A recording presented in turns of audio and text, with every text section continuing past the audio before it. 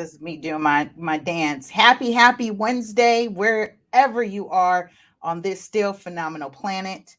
I'm trying different glasses. Let me see how I feel. I still like these. I have these glasses, and you know, but in any case, truth be told, I'm gonna be doing LASIK. I'm over it. I'm over it. I'm over glasses. I'm over glasses. I'm ready to correct. I have astigmatism, so I'm ready to correct astigmatism. I've been dropping hints to my husband to see if he'll kind of, see what his response is. And so far yesterday, he's like, "Yeah." I said, "Did you know LASIK eye surgery was, it's to cure astigmatism? I have astigmatism." Dropping those hints that this is going down. This is happening. In any case, welcome to Ready Set Real Estate, where we discuss the flips, flops, booms, and busts of everything in the real estate market. Very information packed episode this week. We are talking about bargains in real estate. And I'd like to address a couple things: bargains in real estate with back on mark properties, and these keywords: price improvement, newly improved price corrections. So you could see where I'm going with this, right? All right. Before we jump into that, of course, I want to do some announcements. I'm here to remind you, I'm here to remind and love on you that write down your real estate goals for 2022. Imagine that we're more than halfway through the year. We are more than halfway through the year. That's incredible. We're already in mid-August, and all I can think of is I've got to do my thesis papers. Get it done, Lisa. In fact, what I was doing right now, I'm putting my stuff on vibrate and silent so you don't hear my phone chime and ring. So here was really interesting. I just got a phone call from a real estate colleague that goes hand in hand with today's show. And that's just the universe mirroring back that I'm right. I'm right where I need to be. We're right on point with our discussions, with our show topics. So I'll share with you about that phone call I just had shortly. In any case, writing down your real estate goals for 2022, because we're more than halfway through the year. Of course, I think about all the things that I have to do.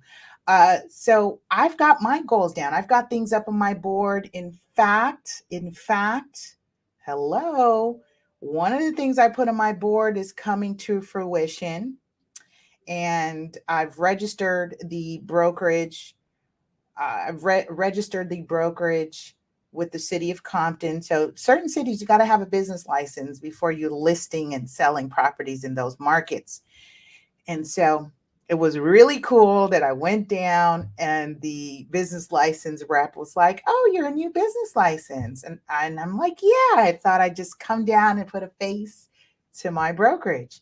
And he said, "You know what? I like your energy." He said, "I'm waiting for my exam date. Do you have a card? Because I want to give you a call and talk about joining your company." So that's just always good vibes. See, this is what I appreciate about going on vacation and then coming back. And then the universe is just open, ready, willing, and able to bless you and continue conspiring. But it cannot conspire for you if you're not writing down those real estate goals. So I'm sharing my real estate goal with you. I will share progressively another real estate goal I've been working on. This is pretty huge. I went ahead and I'm jumping. I'm going for it, y'all. So I will share with you. I've got one more step, and I'll let you know the big announcement. Some friends and folks are asking me, "Am I going to do like this big announcement? Are we going to do this huge campaign? We could do a launch party." Always give me a reason to party. Yeah. So, okay. So I share that with you. It works. And here's why I know it works. I put a listing on so I have my board here. I've got this board, this large board, it's more than half the wall. I have a glass whiteboard. So I put my things on, put my goals, right? What are my goals? What do I want to execute? What do I want to do? Because here's the secret to success.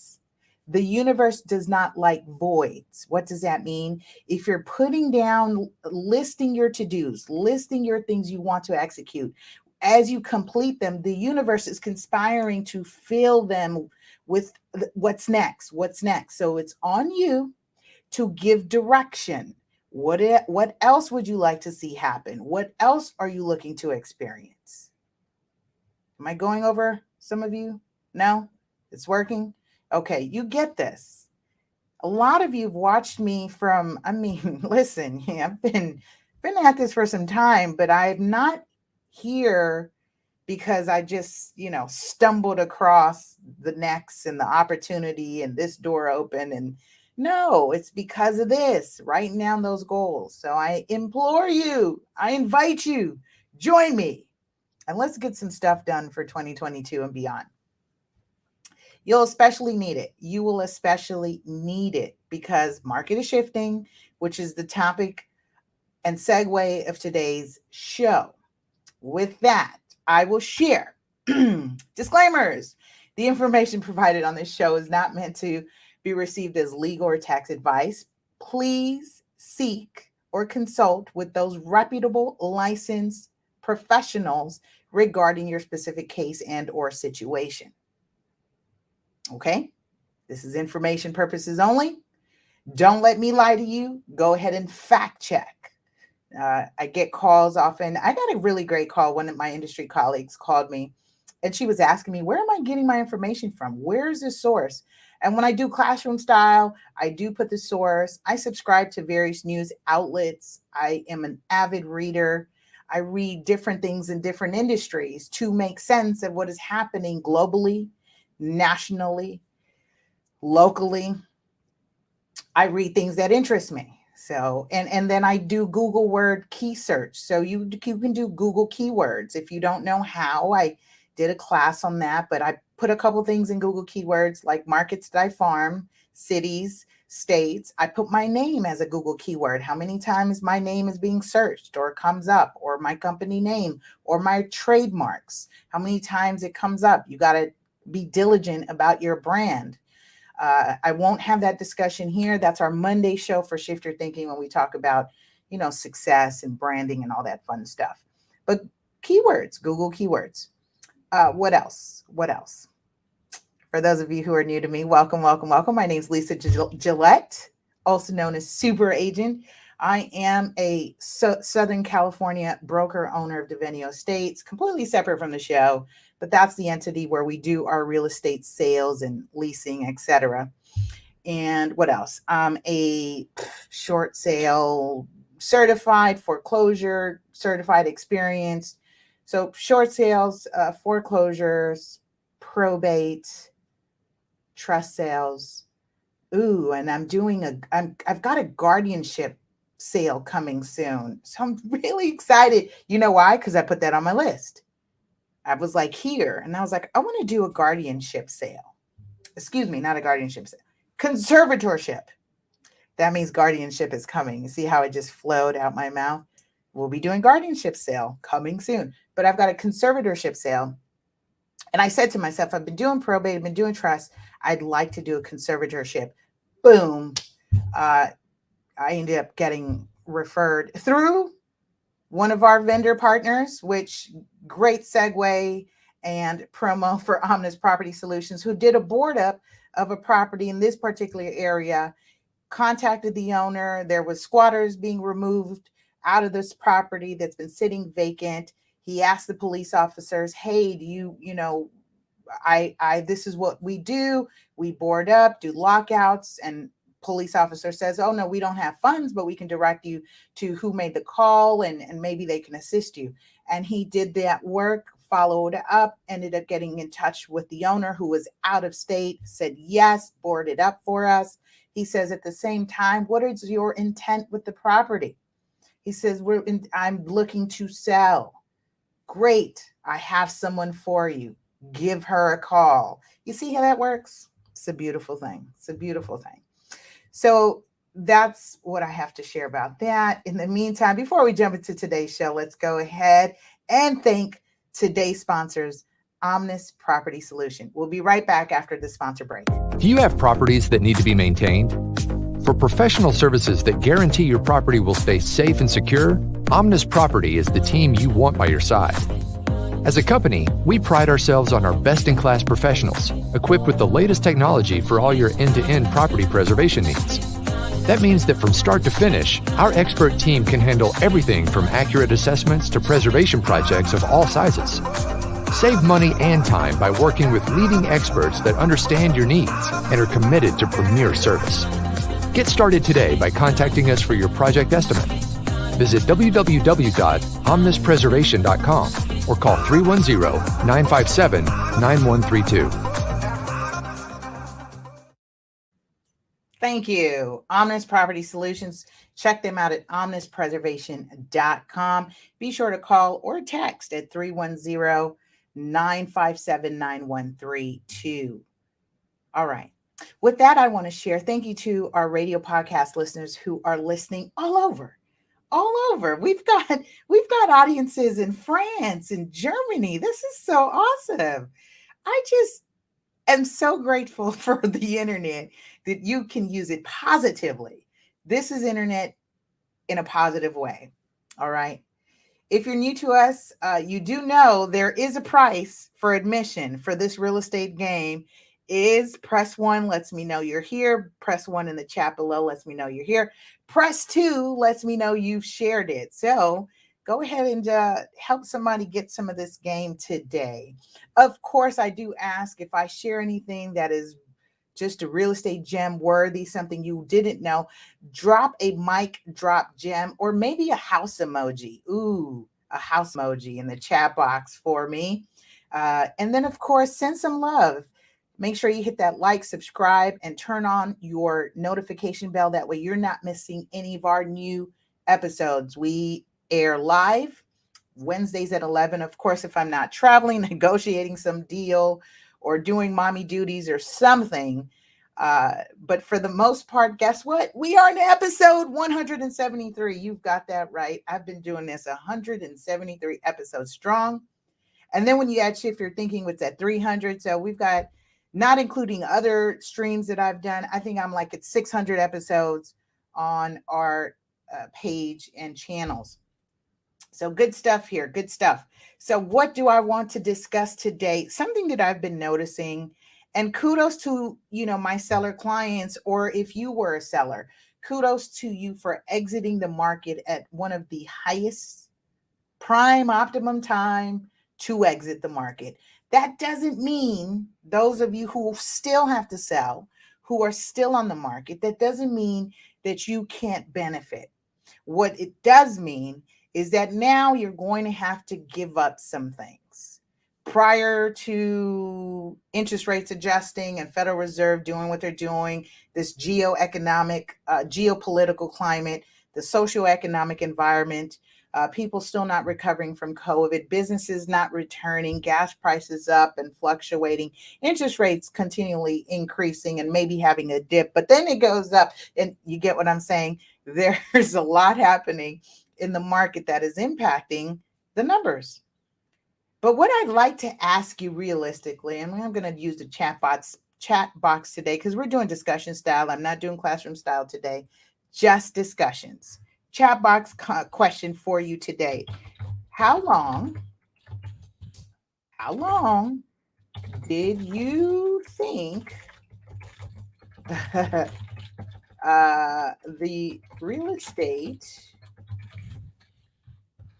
prices would continue to rise?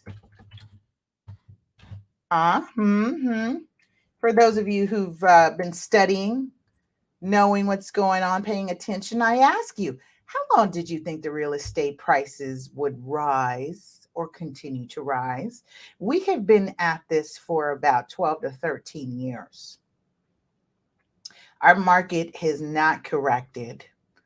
And I know people will be like, Lisa, what side are you on? Aren't you in real estate? I'm on the side of keeping it real and 100. The reality of it, see, this wouldn't be Ready Set Real Estate if I wasn't keeping it real and 100. What side am I on? The side of truth. That's right. Side of truth. We're in the age of knowledge, knowing, and truth. So how long did you think? I'd like for you to let me know. What are your thoughts? Did you think prices would continue to rise as they have year after year in the way that it has? In the way that it has. What we are noticing, what we are noticing is that it is making a correction.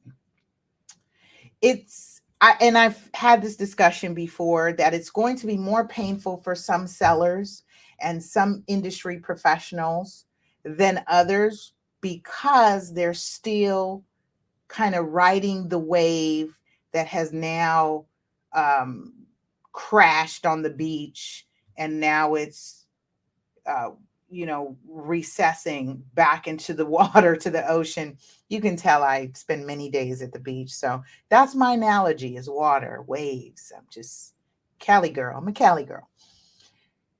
With that, I say, um, definitely do your research and homework because it has been painful. I've noticed property owners who have put their properties on the market and have made some significant price drops. I don't know averages quite yet, but I get the alerts every day, every half a day period, because we get alerted on instant changes. So I get emails of price corrections. I get email of price corrections. I actually want to let's see. Want to see. Want to show you. Ooh, no, let's do. Probably deleted my emails because I get so many for the price corrections. But here's what's happening, and it's really sad. It's oh, here's one. Do, do, do, do, do. This is a location correction. Let's look at some price correction. I'm going to bring up and share my screen just so you can see what I'm talking about. Lots of price corrections happening and price changes. And the reason being is because sellers are going based on what they heard.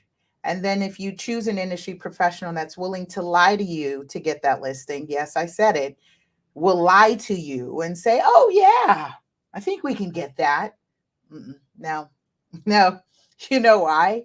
Because the appraisals have not even had a chance to quite catch up with the middle of this shift that we're experiencing right now. So if you are thinking about putting your property on the market, and kudos to you who have called me and said, Lisa, I'm not going to do another real estate move without consulting you first. Good for you. Because I've noticed that when you make the move, then you call and then you're like, I got myself in a situation. Just make our lives easier. I really appreciate it. If not me, call a real estate professional. Call someone who's experienced, who's knowledgeable, who's familiar with the area, who's producing. That's another thing. Someone who's actively producing. No shade to our new agents. Welcome. I'm really excited for you. This market is one that I got into back in 2006. It was like high and then it crashed. That's when I got in the market. So I'm excited because 16 years, I've made my first cycle. And so I'm looking at all the symptoms. And I'm remembering when I first got in the business, I was too green to understand what it was that I was hearing, what I was seeing, I didn't know. I don't know. First generation in real estate. I don't know. It's not where I come from. It's not what I do. But I do recall, there was a mortgage banker who said, and he's still in the industry today, and he said, our colleagues, he said, my colleagues are filing for disability. That's when the onset of the crash was happening. That's when some people knew behind the scenes Wells Fargo was doing robo signing. I didn't know. That was when I had just closed my first deal, and my client then calls me and says, Indy Mac is closed. They're closing down. You remember that? Yeah. So we're symptomatic in terms of having to make those adjustments. But more so, here's what I think that we're not counting on, which leads me to say this and revisit our topic. I'll put it back up here. Leads me to say this. People are not factoring in the psyche of the buyer and the seller. They're not factoring psyche because it was psyche that created an entire movement with BLM. That entire BLM was Black Lives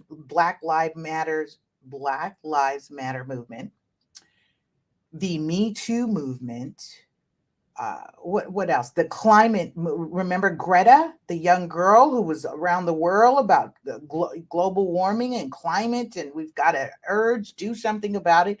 The psyche of the people is what influences movements, change, and I don't think people are factoring that in as we're talking about interest rates increasing, watching prices adjust. And of course, the media loves to play on your psyche and your emotions, because if they can dictate, influence, and control your emotions, then what does that mean? You're not thinking rationally. You're not thinking clearly.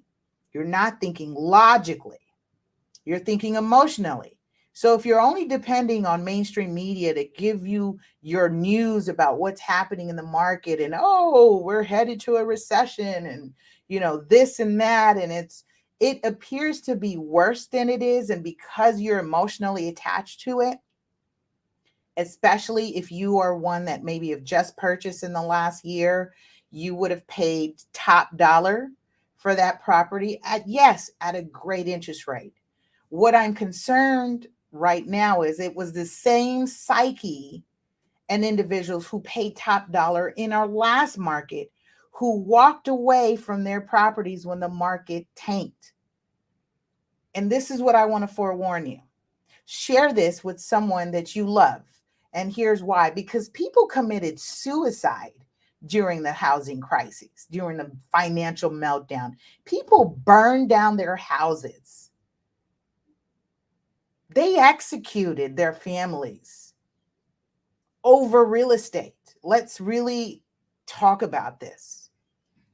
Let somebody know, if you're not an investor and your money is tied up, invested in the roof over your head, you should not be throwing your arms and saying, oh, I've just lost so much money. I paid $800,000 and now this house is worth $600,000.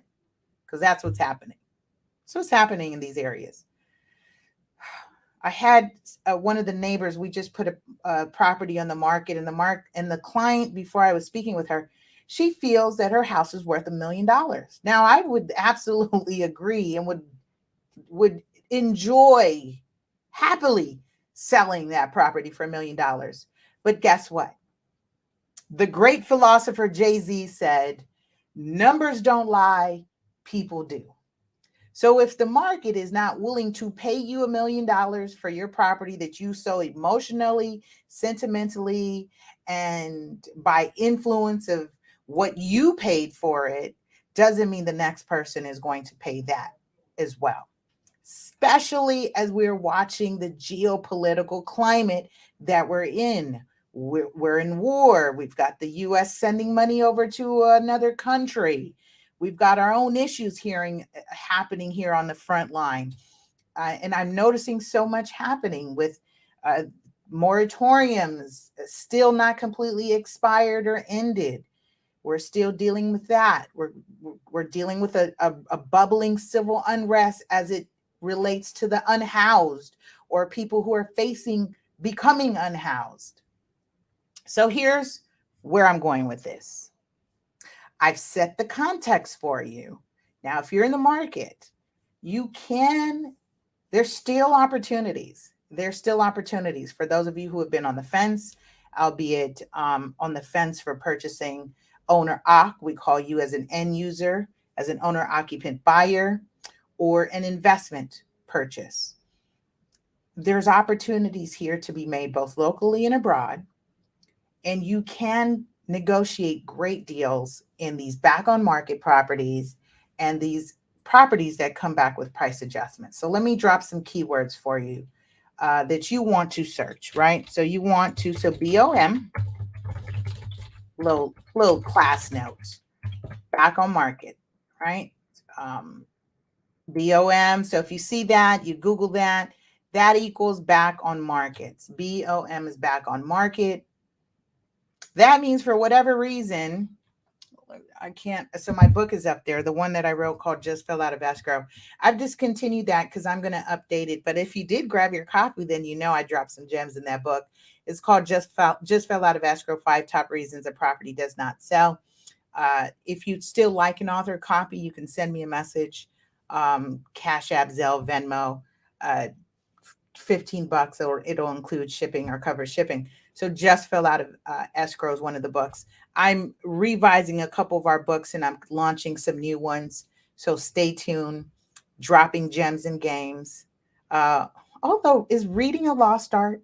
Is reading a lost art? As I've been noticing, as cursive is. I don't teach cursive, but I'm my children will know cursive. My children will know cursive. The next keyword I want you to look for is price correction. Okay. You can set keywords. You can set your Google keywords if you're searching this stuff. You can filter out this stuff when you're searching and looking up properties. Price correction. Price correction. What does that mean? They've dropped the price, usually. It's usually they've dropped the price. It's almost like saying, my bad. We were just testing if you were willing to pay the original asking price. But my bad. We made a mistake and we changed some numbers. So we've corrected it, right? It's up to you in terms of how you want to market those properties. Price adjustments is the next one. Price adjustment is the next one that you're going to look up. Price adjustment. Having to make those price adjustments. So as I was sharing this, okay, so when I jumped into this, I got a call from a colleague, and kudos to her. She's got a listing. She noticed we closed a property in the area, which means we may have gotten a pool of buyers that would have been interested. And so that phone call, right 4 minutes before going live today, was from a real estate professional who was saying, I have a listing in your area, and this is what the asking price is. You might have, excuse me, I'm drinking this ginger tea, Prince of Peace herbal tea, or not, honey ginger tea. It's so great. It's my go-to. Anyway, so she calls me and she says, maybe you have, buyers who were interested. We noticed that you just closed one of your listings in the area, and perhaps you might have interested buyers. Very, very different from now 8 months. So we're in August, very different from 4 months ago. I would not have received a phone call from a listing agent saying, hey, I am desperate to sell this property. Do you have any buyers? Very different from last year, that listing agents who are priced aggressively, overly eagerly priced, whatever you want to call it, both they and the seller are having reality checks in terms of how to sell that property. You've got to be strategic in your marketing. That's just where we've got to be. We've got to be strategic in our marketing. Reason being is because buyers are much more savvier. And then we've lost 25% of the buyer market since the increase in rates. And so while that works out for those who are still in the game, we also are noticing 2 foreign buyers have returned into the market. Foreign buyers had sat out last year because it just got ridiculous. You all know this. We saw the memes. We saw the jokes. It just got ridiculous. But now we have foreign buyers that are back. We have investors that are like this, looking for a deal. So I share these things with you and these tips as you're thinking of investing and purchasing. What kinds of things that give you those signs and signals that this could be, there's a bargain to be made. There's a bargain to be had. But in this context, let me say this, because this was a deal I was negotiating last night with my buyer clients. Now, there's one thing getting a deal. What is a deal? Let's define a deal. A deal is you win, the universe wins, the other side wins, right? Win, win, win. That's a deal. The deal is that you feel good about it, they feel good about it, and the overall universe is feeling great that this has concluded, it's consummated in something that was good. I don't get to determine what a good deal is because you might need something more than just price if you're on the seller side, right? You might need time. You might be, wanting someone to buy your house without worrying about repairs or termites or pest issues or, the gutters missing. That might be good terms for you, and it may not be all built in price. You may need more time, meaning you might be doing a replacement property. You need a concurrent sale. You still need to find your replacement home. So while price is important, it's not everything. So this is why I'm sharing with you all on the buyer side. Negotiating for a bargain is not just on the price, but also on the terms. Is the seller willing to assist with your closing costs, giving you those credits? Because the deal I was structuring last night, um, the seller's not willing to budge on credits at all. That tells me one of two things. This deal is really tight. So as you're trying to negotiate for a bargain, keep this in mind that the seller oftentimes has loans to pay off. They have transactional costs.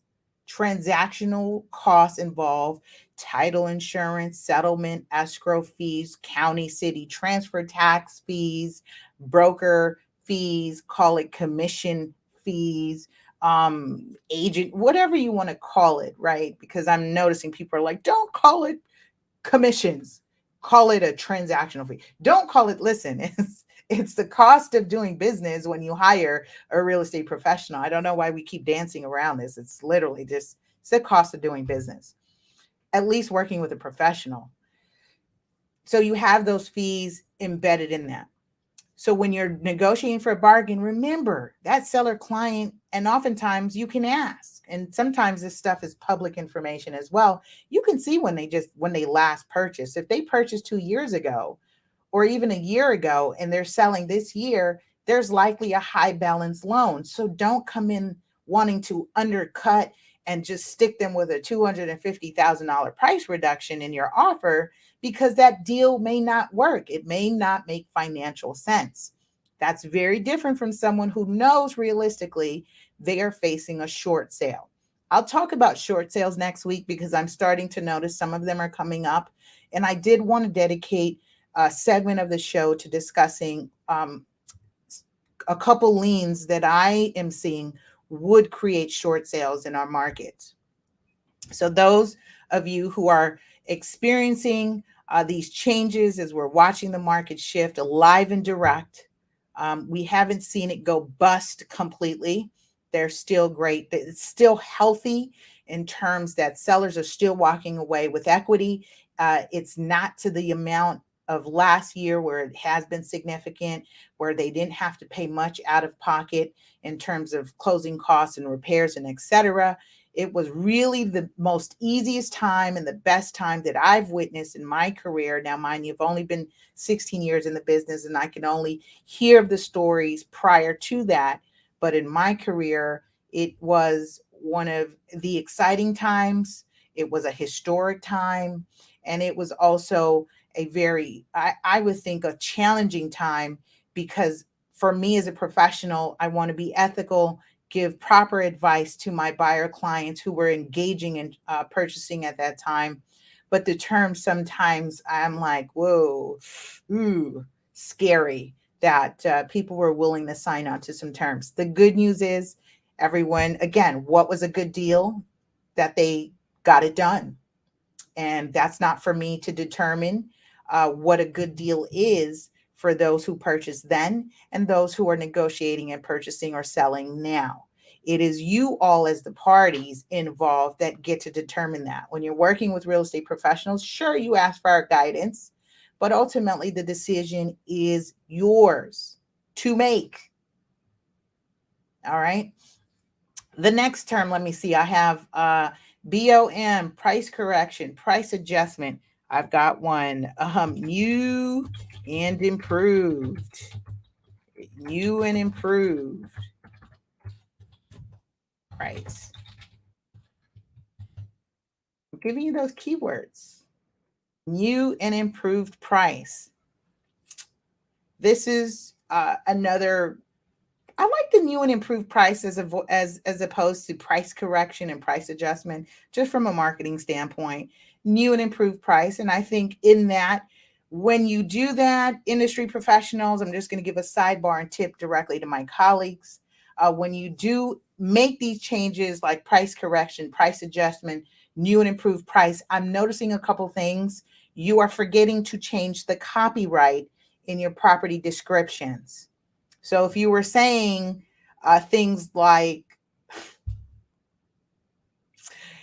if you were saying things like, schedule a time now, this property won't last long on the market, and it's now been 60 days or 45, and of course that's in relation to the days on market. That's average for your particular market. Of course, when you get in the higher price points and luxury and whatnot, those properties tend to sit longer. So I'm not referring to those. I'm saying if the DOM, days on market, in your market is like 12 to 14 days, 21 days, and you've been on the market for 68 days or 80 days, and your copyright still says, you better snatch this one up, it won't last long, remember to change the copyright. For those of you who are hearing me give that tip and you're looking for a bargain, that's your evidence. There's a bargain to be made there, because the copyright and the price adjustment, there's a disconnect here. And so those are things that will show you that there's a bargain to be had. Another one that it does bother me, I don't use it in my marketing, but I notice other people do, but it's very telling, and I think it's a disservice to sellers. But in any case, I'm going to give it to you anyway. This term, this phrase, seller very motivated. Why I'm not fond of this is because I thought the seller was motivated when they listed their house with the agent and put it on the market. That to me tells me they're motivated to sell their house. They actually went and hired someone and said, I'm willing to pay a commission and I'm willing to go through this process to sell my house. So to say seller very motivated adds that extra, like hint to those who are looking for bargains. And that's kind of evident. Like I said, I think for me, on a seller client, on a listing side, it's a disservice because it puts your seller at a disadvantage in terms of their position. Sometimes I want to reveal all your ace cards, your negotiating cards, and coming out the gate with that phrase in particular will definitely tilt the scales in the favor of the buyer. So in any case, seller very motivated is another key term and key phrase that you should be looking for. And just as a recap for those of you who are joining us, and make sure if you catch us on the replay, do hashtag replay. We're talking about bargains with back on market properties and those with price adjustments and price corrections. We're revisiting price terms. So let's see, any that you can think of. Mind sharing, drop in the comment below. I've got the ones that have been pretty popular. Also, even though I said BOM and the name of my own book called Just Fell Out of Escrow, that will also be one of your heads up that, hey, there is a bargain to be had here. And here's why. It's because with the Just Fell Out of Escrow, and this is me just reading the chats and comments. With the Just Fell Out of Escrow, there's a couple things that have transpired.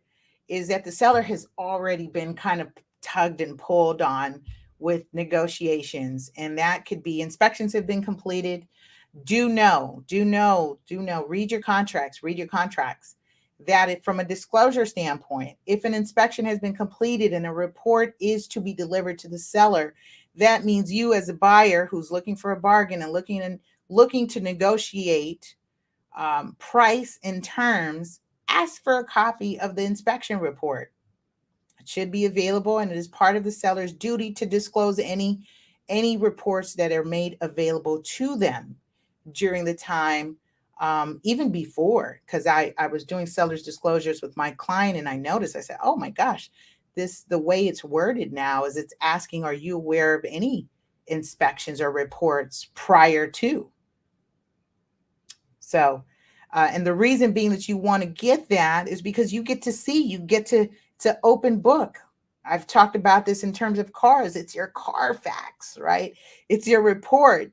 When's the last time they were doing maintenance on the property? Last time, if there were any expenditures, like those big ticket items like roof, electrical, plumbing, any of those have been addressed. That's the little book that'll tell you, I think a decent and a quality inspection report will reveal those things for you that you can negotiate and get the bargains that you're looking for. I also want to say this. I want to give you an added tip too as well.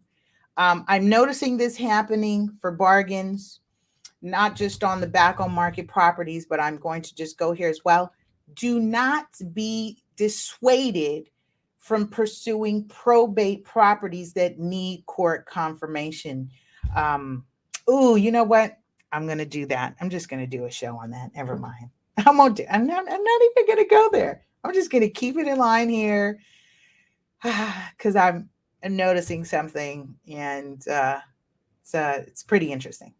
Okay, so you've got some great key terms and keyword searches that you should be looking for, things to pay attention to. We've talked about the overall health of the market, both locally and nationally, not just happening here in SoCal in our backyard, but everywhere, which is why our team's been working on positioning ourselves, not just locally, but also in out of areas as well, because we're going to start seeing a more favorable market. We already are. And a lot of our clients know this. If they're still sticking it out through interest rates, they already know they've been able to close on their purchases with bargain prices, bargain deals. And what does that mean? Favorable terms, favorable prices, not the prices of last year. Don't be dissuaded by interest rate hikes. Why? Because now you can negotiate rate buy downs. We're just back in that space in place. Don't be dissuaded from purchasing a property that needs work. Guess what? The seller now may be more apt, more inclined to take a 203K loan. What is that? And I'm going to close out with this. It's a rehab loan. So don't be dissuaded from looking at a property that would require a little bit sweat equity, but your 203K rehab loan will give you not only the loan to purchase the property, but will give you the funds in doing the repairs. The good news about this is that you don't have to go get a Home Depot credit card or some other personal line of credit or a HELOC after you purchase the property. Is it will allow you to purchase it with needing work. And sometimes that can be upwards. They have two programs. They have the Streamline and the full 203K, where it's just upwards up to 25,000. I'll check the limits because I haven't done one in a while because we were in a different market that sellers were not willing to do the 203K rehab loans, but they may be willing to do it in order to get their price today. Why? Is because there aren't that many buyers that are submitting multiple offers.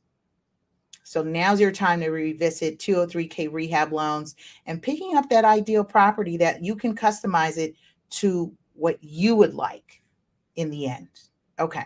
Comments, questions, feedback. How are you feeling about this information today? I'm feeling great. It's Wednesday and we're back from vacation. Thank you for all the love, likes, and shares. I really appreciate you all who are catching us on the live. And I'm here for you. Just let me know. Again, we will be resuming our classes and workshops in live. I'm lining up some locations. Looks like I'm going to do community center here and a couple other places. I'm thinking about our own office, but it's time. It's time to bring it back. I see that folks are feeling a little bit better. I know we're still on alert with COVID, but some folks are feeling a little bit more comfortable moving around and about. And so I'd love to reconnect with you all. It's been so long. It's been so long. And it'd be great to reconnect with you and pour into you, discussing post market. What should we be looking out for now? How should we move accordingly? Right. And very, very important. I love giveaways. So if you haven't received your own CFPB, that's Consumer Financial Protection Bureau Homeowner's Guide to Success, make sure you send me an email. Say, hey, Lise, you mentioned this on the show. I'd like my homeownership guide to success. It has a budget sheet in there. It has some great resources and tips. If in the event you are facing a hardship, it talks about alternatives to selling. Again, I did a whole 5-part series on our show. Again, a whole 5-part series on our show for client retention, homeownership retention, not client, but homeownership retention, on what can you do in lieu of having to sell your property. Why are we having this discussion? Is because the reality is we're seeing people not being able to recover. The reality is that we are seeing a lot more reverse mortgages coming to the surface. Our seniors are passing on, they're exiting. Reverse mortgages cannot be assumed. Reverse mortgages cannot be assumed. So what does that mean? It needs to be paid off in full, and you should have someone teed up.